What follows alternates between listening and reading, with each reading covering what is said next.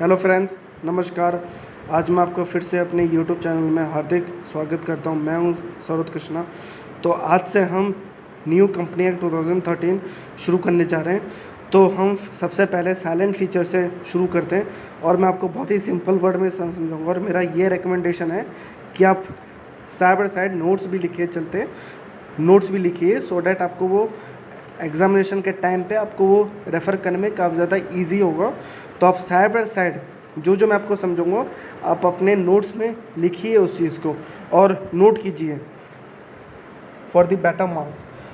तो अब हम सबसे पहले ब्रीफ हिस्ट्री से शुरू करते हैं। इसके ये जो कंपनी एक्ट 2013 है, ये शुरू कैसे हुआ था और इससे पहले क्या हुआ था, ठीक है।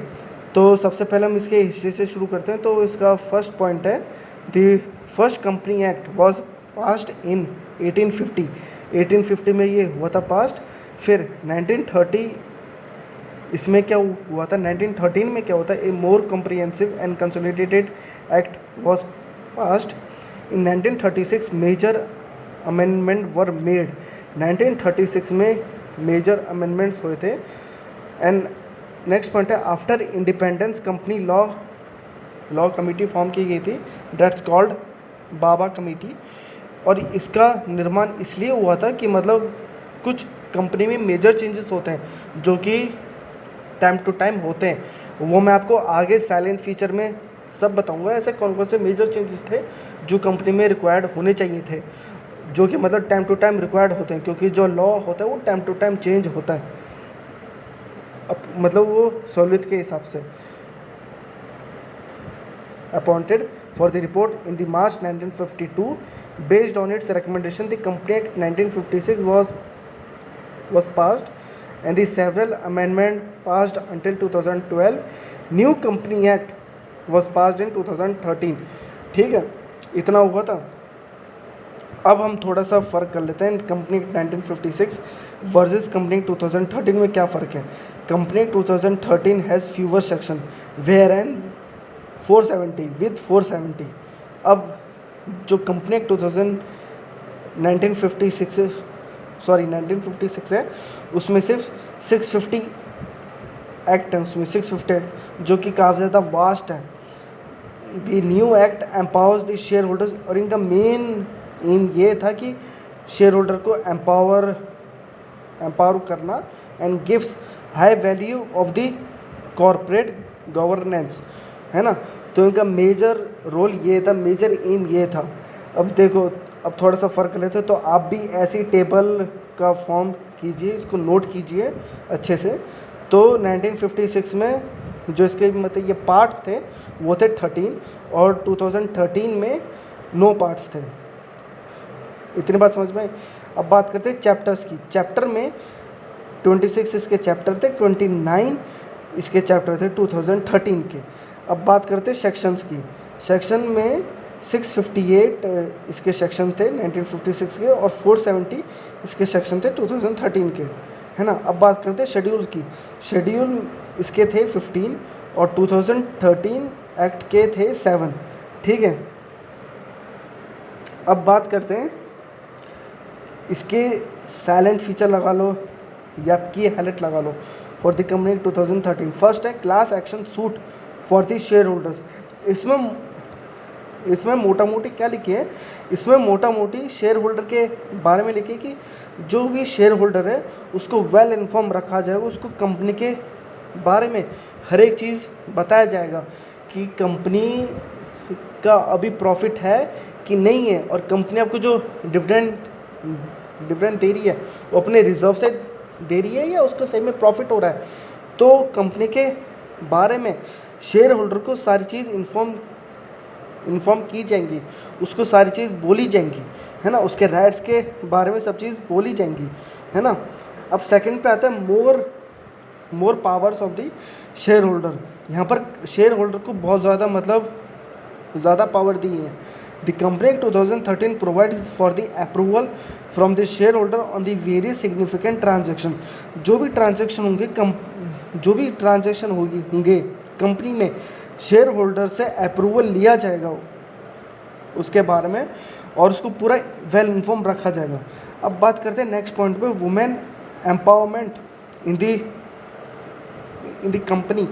अब इसमें वुमेन एम्पावरमेंट की भी बात की गई है। एटलीस्ट इसमें बोला है कि एटलीस्ट वन वुमेन डायरेक्टर होगी इसमें, हर एक कंपनी में वन वुमेन डायरेक्टर होगी on the board.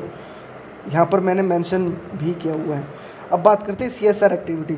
CSR activity होती है कॉर्पोरेट सोशल रिस्पॉन्सिबिलिटी।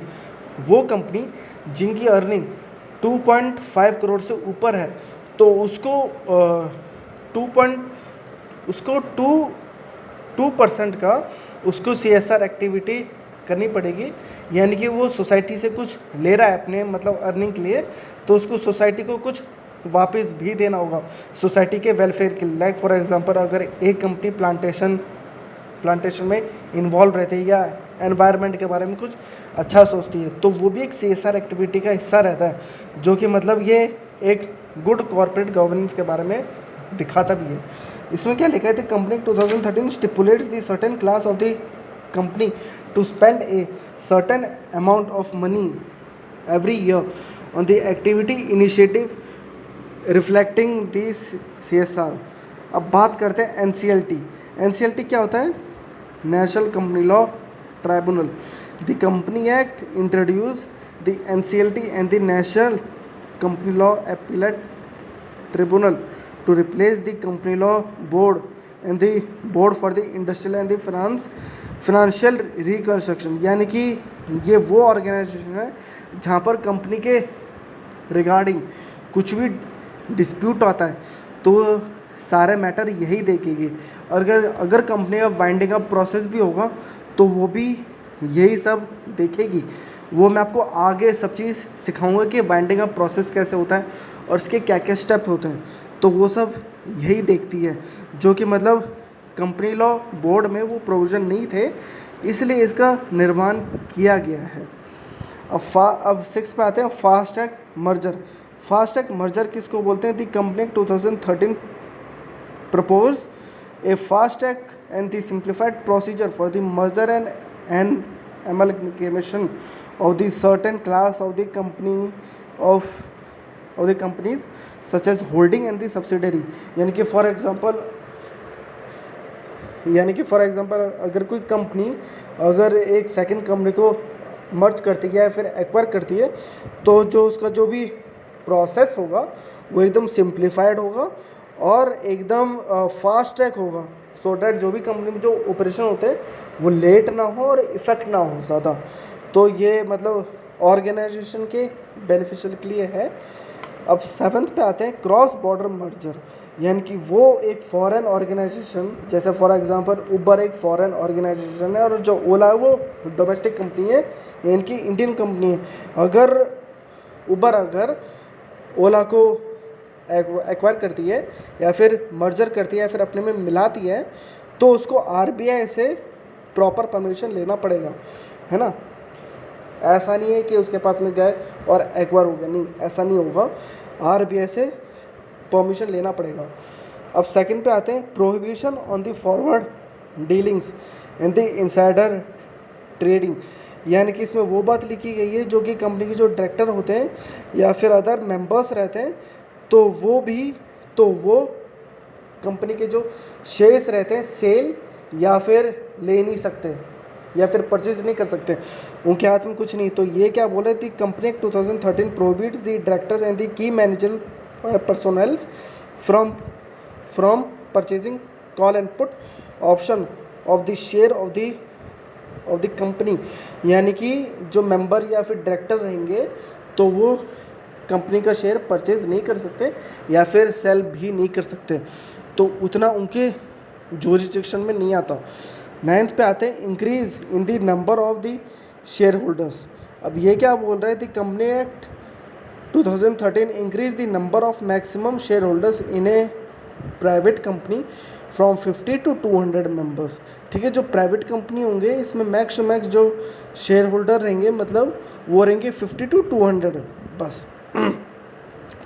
अब नेक्स्ट पॉइंट पे आते हैं, limit of the maximum partner, कि कितने मैक्सिमम पार्टनर रहेंगे। ठीक है, the maximum number of the person or the partner in an association, the partnership may be up to such number as may be prescribed but not exceeding 100. Earlier it was limit of the 20 partners. Earlier इससे पहले 20 partners की requirement थी, but time to time देखने के बाद इसकी थोड़ी requirement increase होगी, तो बस 100 इसकी मैक्सिमम लिमिट है, तो इससे ऊपर पार्टनर्स नहीं होने चाहिए। अब बात करते हैं ओपीसी। ओपीसी का मतलब होता है वन पर्सन कंपनी। आपको अगर वन पर्सन कंपनी का एक केस लॉ जानना है, जैसे सालोमन वर्सेस सालोमन, तो मैंने उसका पूरा होल केस लिखा अपने वाले ब्लॉग में। तो आपको जैसे मेरा ब्लॉग रीड करना है तो मैं उसका लिंक अपनी वीडियो के डिस्क्रिप्शन बॉक्स में लगा दूंगा, तो वहाँ से जाके आप देख सकते हैं, वो पूरा केस अच्छे से स्टडी कर सकते हैं, है ना। अब ये क्या बोलता है, वन पर्सन कंपनी यानी कि provides the new form of the private company, one person company. It may only one director और वन शेयर होल्डर, यानी कि एक ही आदमी रहेगा जो कि वही ओनर रहेगा, वही डायरेक्टर रहेगा, वही शेयर होल्डर रहेगा, यानी कि जो भी कंपनी में जो भी होलसेल एक्टिविटीज़ है वो सब उसकी रिस्पॉन्सिबिलिटी है, उसमें और कोई नहीं रहेगा बंदा।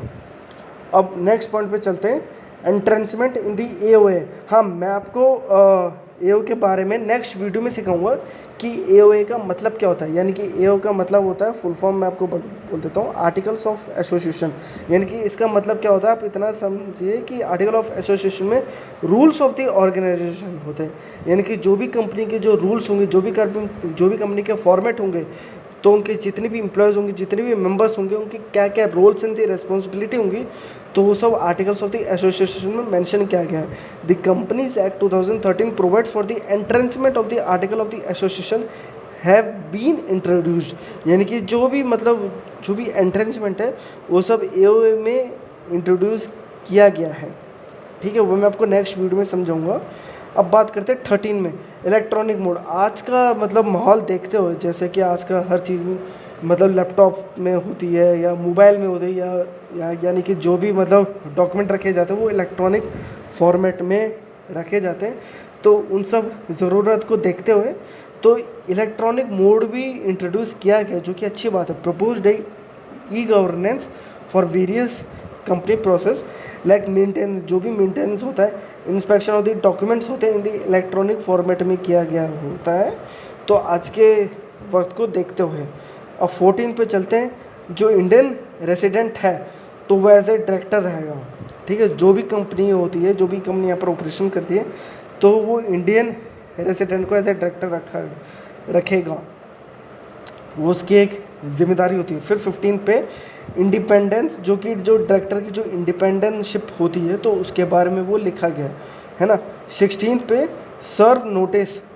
Serving the notice of the board meeting. जो भी कंपनी में बोर्ड मीटिंग होती है तो उसकी ये रिस्पॉन्सिबिलिटी की एक प्रायर नोटिस सारे शेयर होल्डर्स, सारे मेंबर्स को दे मीटिंग शुरू होने से पहले। और हर कंपनी के पॉलिसी में डिफरेंट चीज़ लिखा रहता है। बहुत से ऑर्गेनाइजेशन में 25 डेज़ का टाइम लिमिट लिखा रहता है, या बहुत से ऑर्गेनाइजेशन में 30 डेज़ का भी लिखा रहता है, उसमें 30 डेज़ का भी प्रोविज़न मेंशन होता है, ठीक है। अब इसमें बात करते हैं, इसमें 17 में ड्यूटीज़ ऑफ द डायरेक्टर के बारे में लिखा गया है, ड्यूटीज़ ऑफ द डायरेक्टर के बारे में डिफाइन किया गया है। फिर 18 में liability of the directors and the officers के बारे में लिखा गया है 18th। 19 पे बात किया गया रोटेशन ऑफ द ऑडिटर्स, यानी कि ऐसा नहीं होना चाहिए कि एक ही बंदा ऑडिट कर रहा है, ऐसा नहीं होना चाहिए। ऑडिटर्स बारी बारी से होने चाहिए, सो डैट जो भी कंपनी में फ्रॉड होता है तो वो फ्रॉड को ना हो, फ्रॉड को एलिमिनेट किया जा सके, जो कि एक फेयर चेक होना चाहिए, तो ये उसके लिए है। फिर 20 में prohibits the auditor from performing non audit service. जो भी नॉन ऑडिट सर्विस रहते तो ऑडिटर्स उसको नहीं परफॉर्म कर सकता और चेक कर सकता, है ना। 21 में आते हैं तो रिहैबिलिटेशन एंड लिक्विडेशन प्रोसेस के बारे में लिखा गया है कि कंपनी का जो लिक्विडेट प्रोसेस रहता है वो होगा कैसे कैसे कैसे इनिशिएट होता है, और कैसे ऑर्गेनाइजेशन लिक्विडेटर को हायर करती है, और लिक्विडेटर का पहला स्टेप क्या रहता है और आखिरी स्टेप क्या रहता है, वो मैं आपको नेक्स्ट वीडियो में ही सिखाऊंगा कि लिक्विडेटर की क्या क्या ड्यूटीज़ रहते हैं। ठीक है, तो आज का हमारा सेशन ये अच्छा लगा, तो आपको आज का हम अपना सेशन यहीं पर ही समाप्त करते हैं। तो आपको अगर हमारा सेशन अच्छा लगा हो तो प्लीज़ वीडियो को लाइक कीजिए, शेयर कीजिए, और प्लीज़ यूट्यूब चैनल को, और प्लीज़ हमारे यूट्यूब चैनल को सब्सक्राइब कीजिए। और आपको अगर कुछ भी सजेशन देना है या रिकमेंडेशन देना है तो प्लीज़ हमारे वीडियो के कमेंट बॉक्स में प्लीज़ कमेंट कीजिए कि हमको ये चीज़ ऐड करनी चाहिए, हमको ये सजेशन एक्सेप्ट करना चाहिए। तो प्लीज़ आप सजेशन भी लिख सकते हैं, और प्लीज़ वीडियो को लाइक कीजिए, सब्सक्राइब कीजिए हमारे यूट्यूब चैनल को। और नेक्स्ट वीडियो में बहुत जल्द मेमोरेंडम ऑफ एसोसिएशन और आर्टिकल ऑफ एसोसिएशन के बारे में लेके आने वाला हूँ। तो प्लीज़ आप सब्सक्राइब कीजिए जल्द से जल्द वीडियो को। ऐसा नहीं होना चाहिए कि आपसे नोटिफिकेशन मिस हो जाए। तो मिलते हैं अभी नेक्स्ट वीडियो में, जब तक के लिए जय हिंद।